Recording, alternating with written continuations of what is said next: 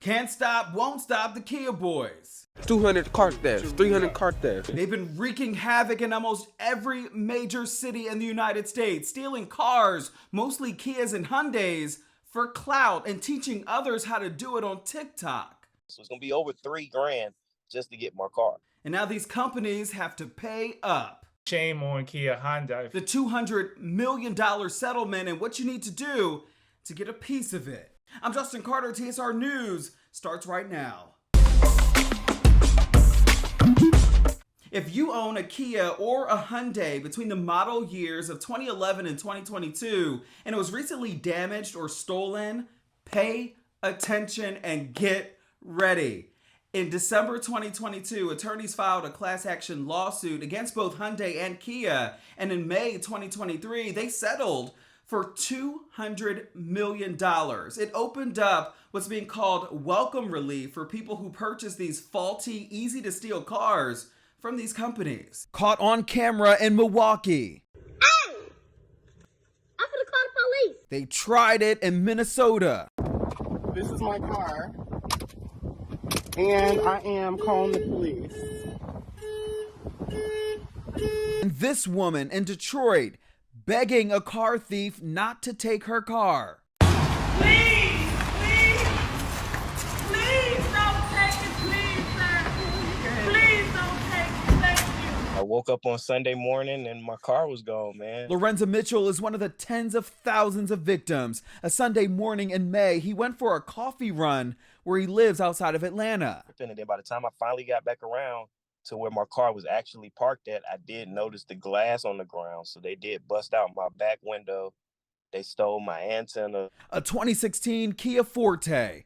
Police found it with busted out windows at an apartment complex nearby.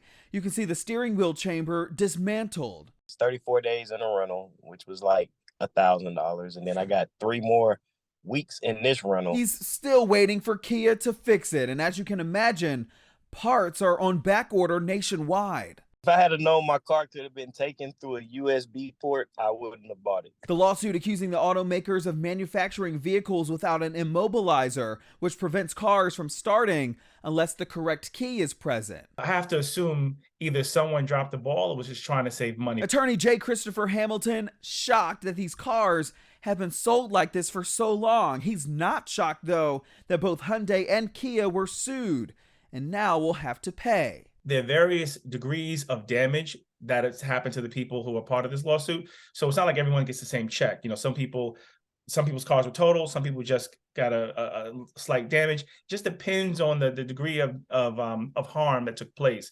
So here's what's going to happen. In July, a judge is expected to sign off on a settlement agreement freeing up $145 million in out-of-pocket losses for car owners.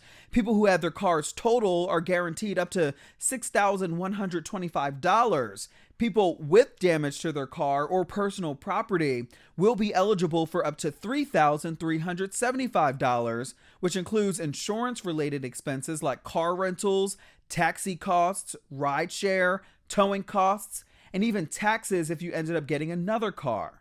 So the amount of money designated is intended to make sure that there's like no one showing up without a check for the harm done. It's expected that upwards of 9 million people nationwide may be eligible to file claim, and it comes at a time where car thefts are on the rise. In 2019, just over 801,000. In 2022, it jumped to over 1 million. Anyone who's affected by the settlement because they opted in and are therefore due monies will not be able to sue the organization after the settlement. Because there've been fatalities, there've been some crazy heinous things that have taken place around this product liability case. So the harm associated with some people far exceeds the $6,100 that they're wanting to pay you.